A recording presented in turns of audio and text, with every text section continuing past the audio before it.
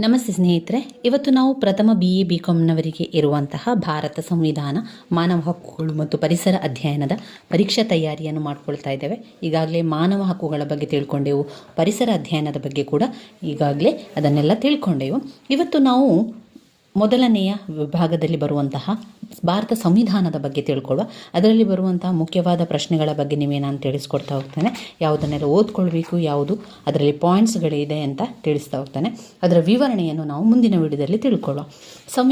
ಸಂವಿಧಾನ ಅಂತ ಬಂದಾಗ ಅದರ ಅರ್ಥ ಮತ್ತು ವ್ಯಾಖ್ಯೆ ವೆರಿ ಇಂಪಾರ್ಟೆಂಟ್ ಆಗಿರುವಂಥದ್ದು. ಅದರ ಅರ್ಥ ಮತ್ತು ವ್ಯಾಖ್ಯೆಗಳು ಸದಾ ಪ್ರಶ್ನೆ ಪತ್ರಿಕೆಯಲ್ಲಿ, ಹಳೆಯ ಪ್ರಶ್ನೆ ಪತ್ರಿಕೆಯನ್ನು ನೀವು ನೋಡಿದರೆ ಯಾವಾಗಲೂ ಬರುವಂತಹ ಪ್ರಶ್ನೆಗಳು.